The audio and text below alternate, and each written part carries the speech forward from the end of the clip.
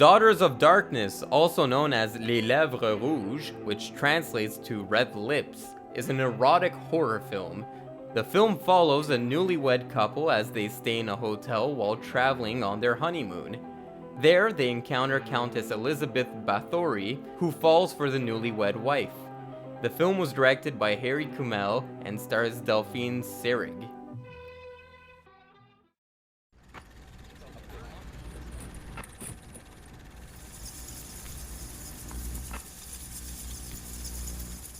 Guys, welcome back to Garage Vampire-thon, where every day, for the month of October, we talk about a vampire movie.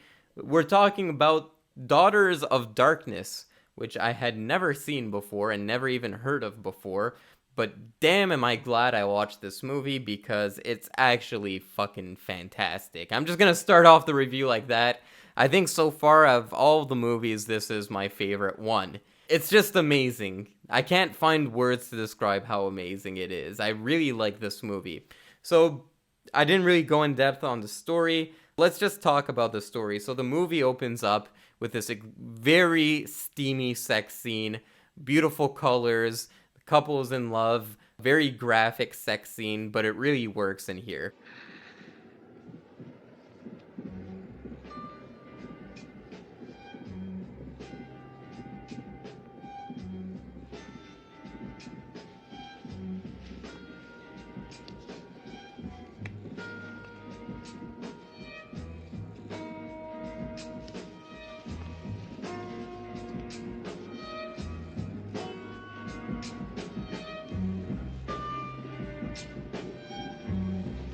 Then you find out that this couple just got married and they're on their honeymoon. And they stop at a hotel, they do a stay over there. They encounter this countess, who, so far, this is the first vampire movie where the vampire is a woman. Usually it's Dracula or Nosferatu or any other vampire who's the lead vampire. Of course, Fearless Vampire Killers, for example, had female vampires, but this is the first one where it's just a woman chewing up the scenery. And Delphine Seyrig does such a perfect performance in this movie. She's very creepy, but sophisticated and charismatic at the same time. Isn't she beautiful? You haven't stopped talking about her. Did you see her skin? Her lips? She's leaving tomorrow. By that time, many things can happen. Come here. She's the most similar vampire so far to the Bela Lugosi performance of Dracula, in my opinion. Just when it comes to that balance of mixing charisma with terror. She's really good at that in this movie. So anyway, this couple, they stay at this hotel in which they meet the Countess. There's a person who works in the hotel who, from his childhood, remembers meeting the Countess when he was about 7 years old. And he says this woman hasn't aged, so something's fishy, and she keeps denying it. No, you must be thinking of someone else, yada yada yada. There's always these little subtle hints that this woman might be a vampire. It's not told to you immediately. The light. The light hurts my eyes.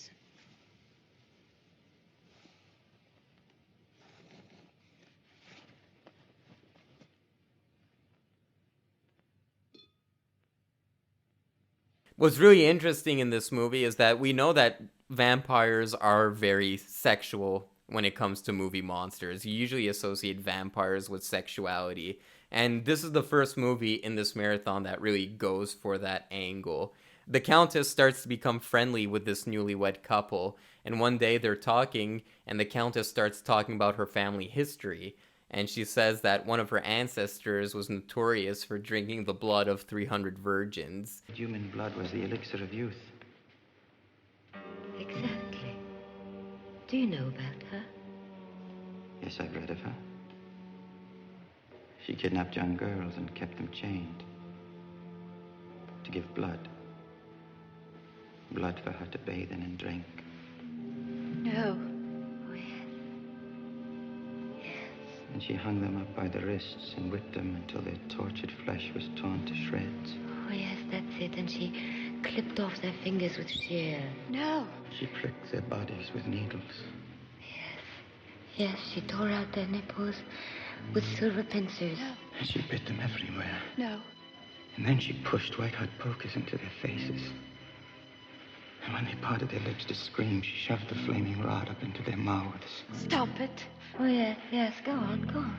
She pierced their veins with rusty nails and slit their throats. Stop it! The dynamic that kind of ensues from that story is really interesting because the husband starts becoming very aroused at the countess. He starts falling for her. It almost reveals a certain darkness in the husband that the wife was not aware of because she's only been married to him for 3 days. The countess kind of awakens a violent behavior in the husband, and then he starts becoming a sadomasochist. He goes in the bedroom with his wife and starts whipping her with a belt.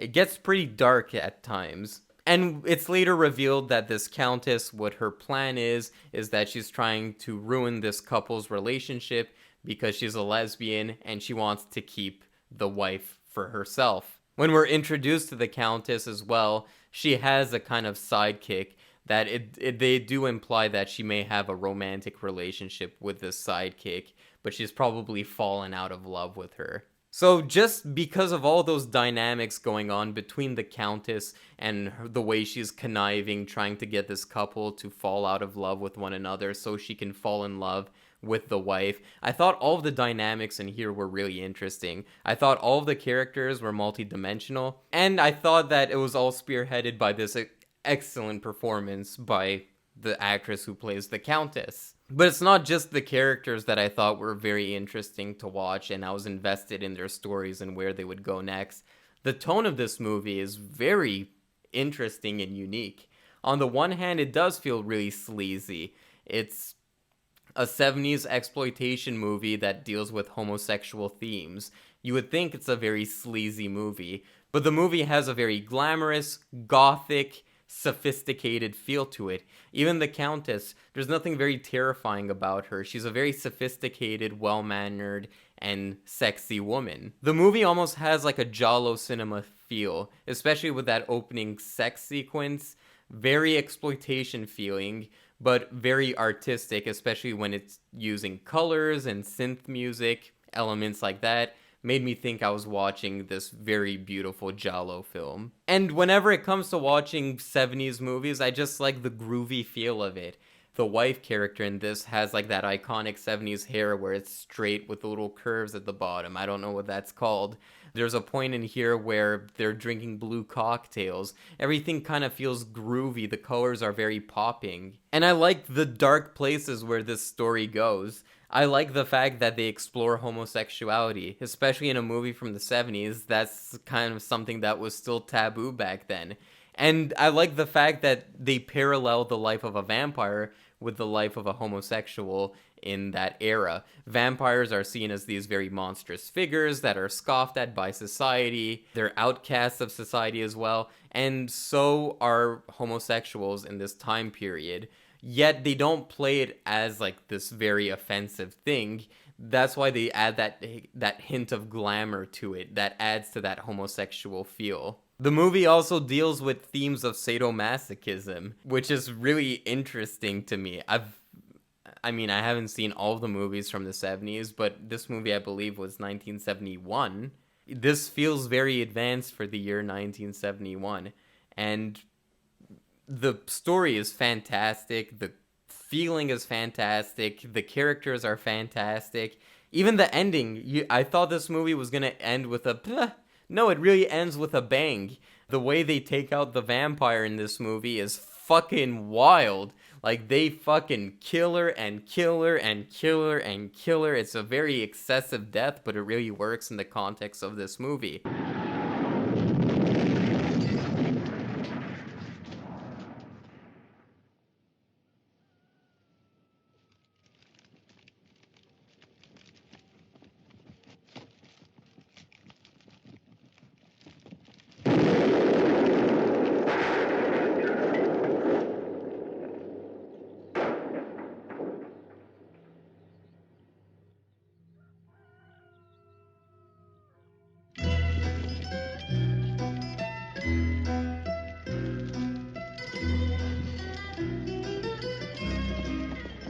Guys, I cannot recommend this movie enough.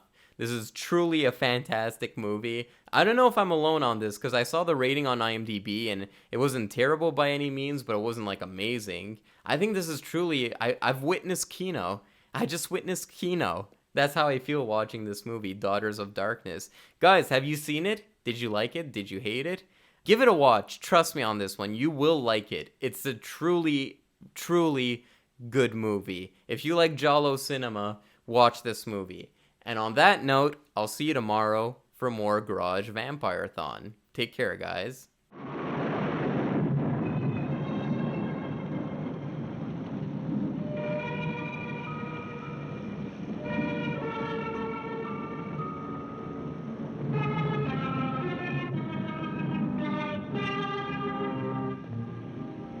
Thank you.